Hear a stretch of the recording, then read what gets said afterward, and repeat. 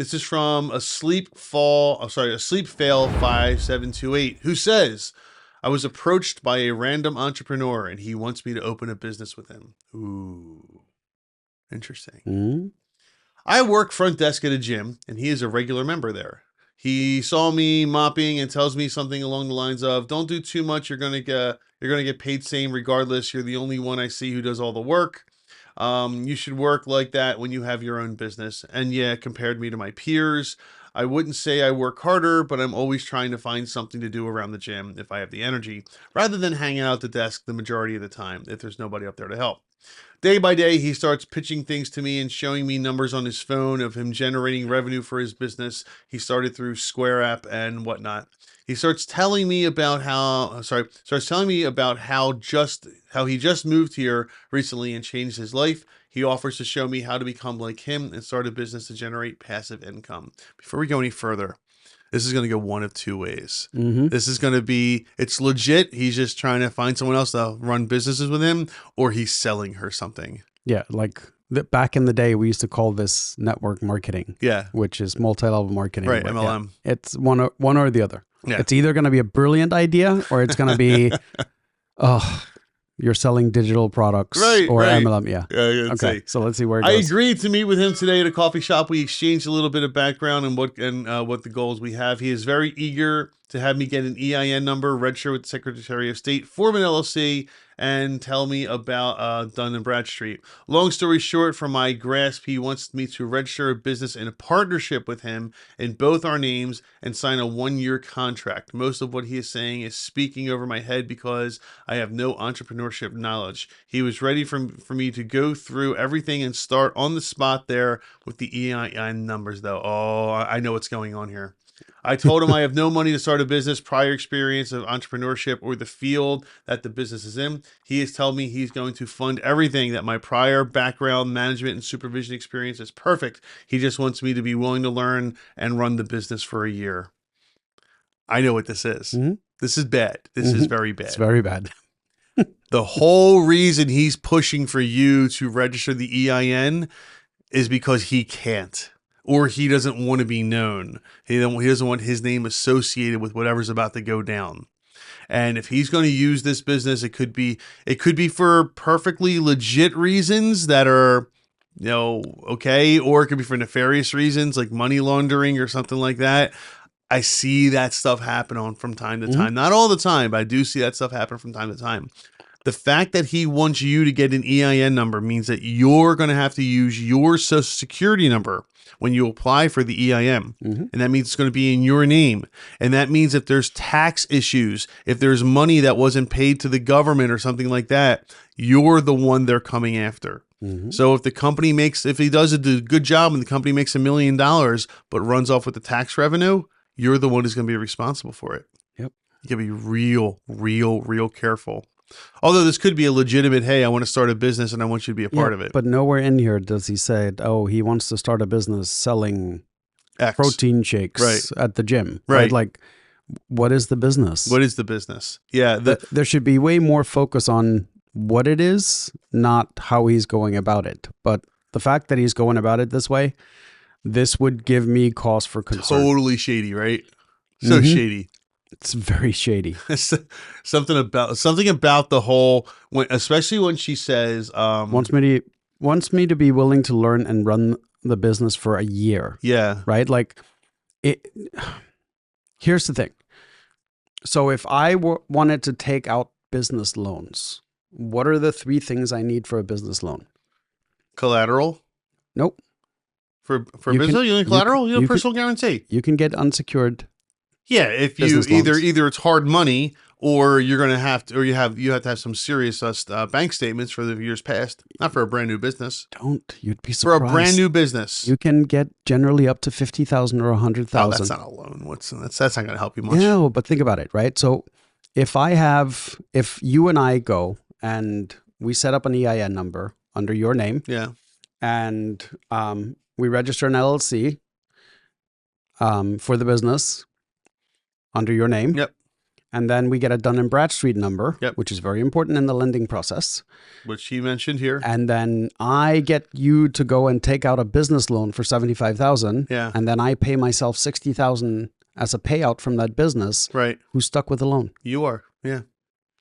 This is a very simple recipe to go out and borrow up to $100,000 and leave you hanging with all the guarantees.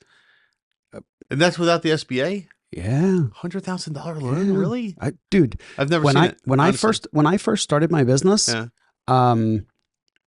what's now they became part of KeyBank, but First Niagara. Do you remember that bank? Oh yeah. Yeah, they were handing out $100,000 lines of credit like candy. Get out of here. No, like I was like, what do you need? They're like, a signature.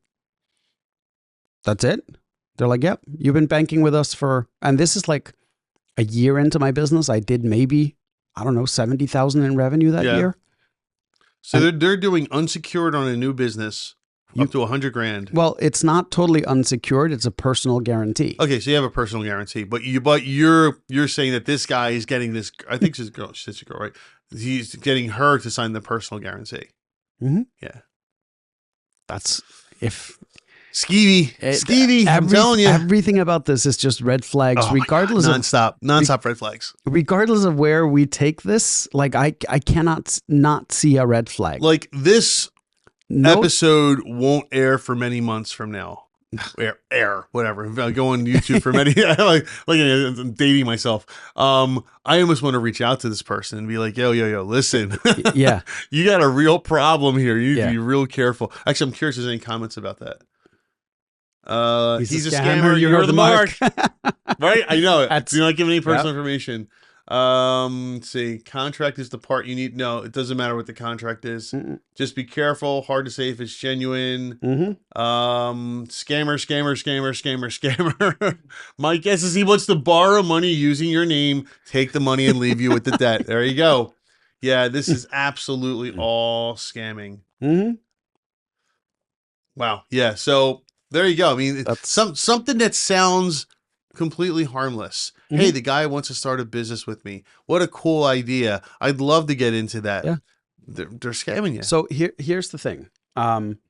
Like, do stories like this happen? Yes, but there generally would be a little bit more recruiting, right? Because I'm a firm believer in anybody that has the right work ethic and mindset, you can train them to do whatever you need them to do. Right. So like when I go into a Target, right?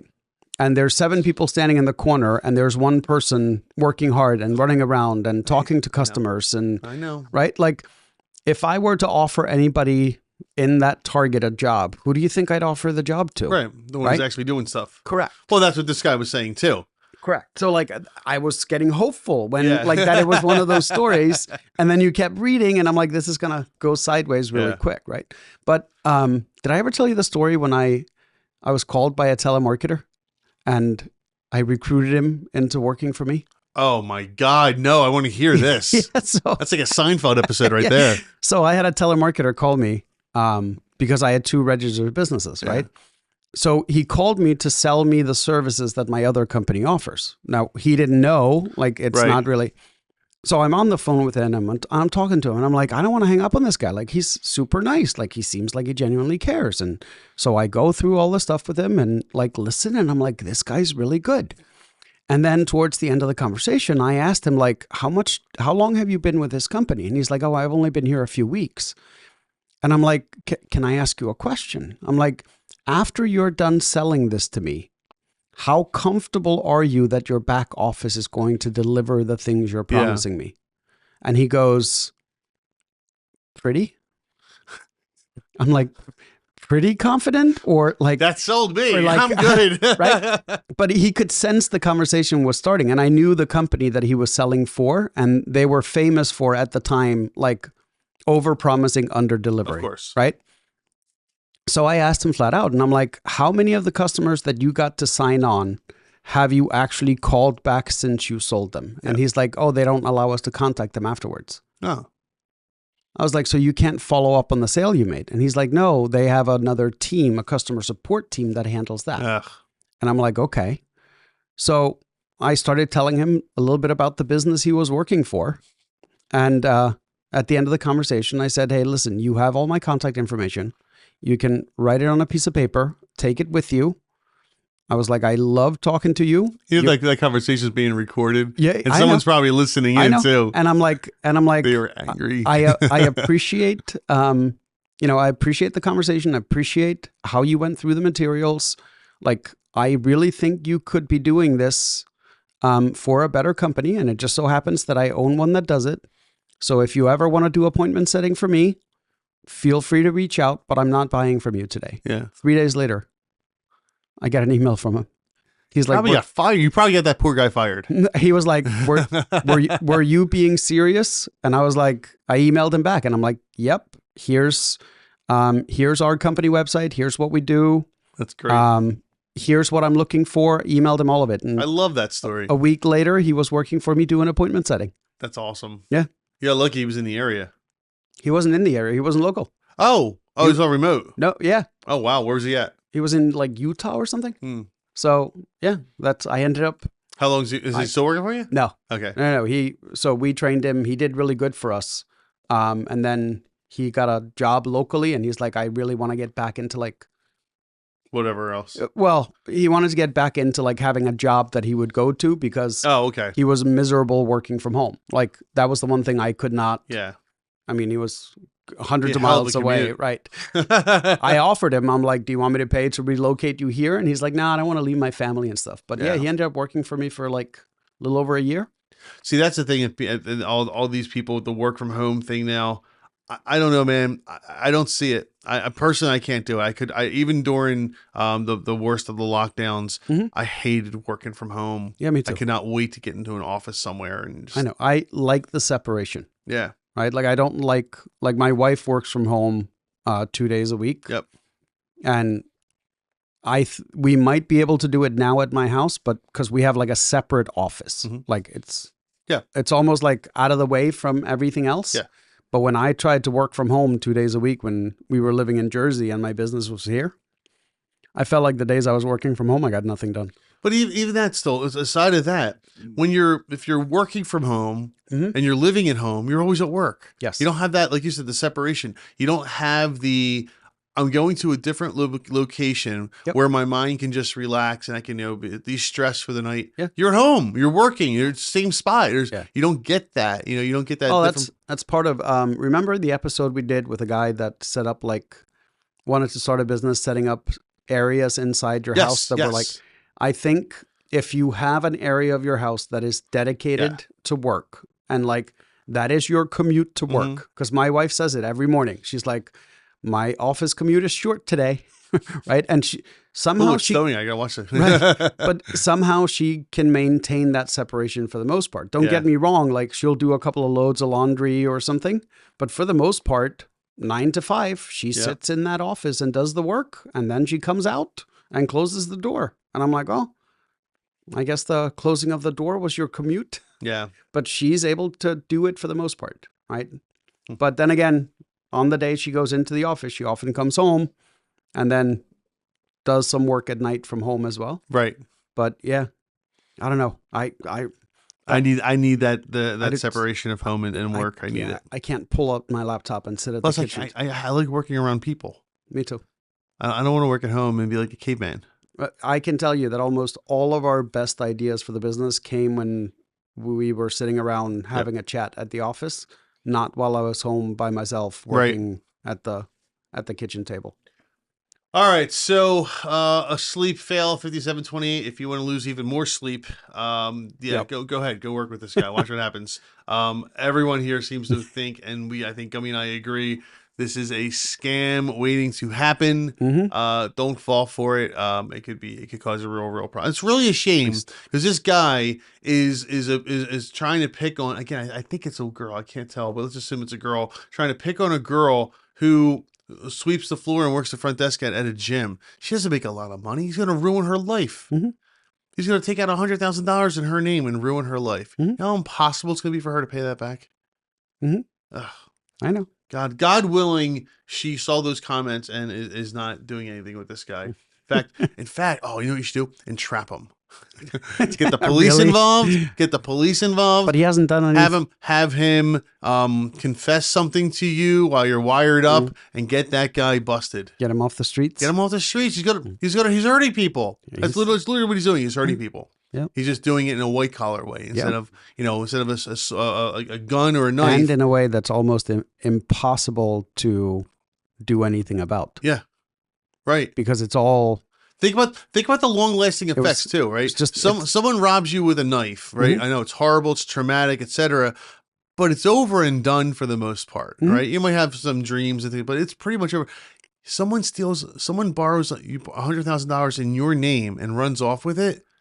That could be 30 years to pay it off. Yeah. Yeah. Well, no bank will give you 30 years to pay it off. No, but I'm saying it could affect your life for 10, 20, 30 years. Mm-hmm.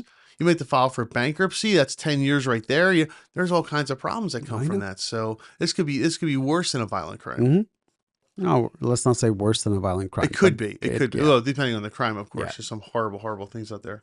So, all right. Well, a sleep fail. I really hope you listen to what people were saying and you stay very, very, very clear of that guy. Remember that if you have questions or comments, please drop them below and we will prioritize actually answering the questions on these videos.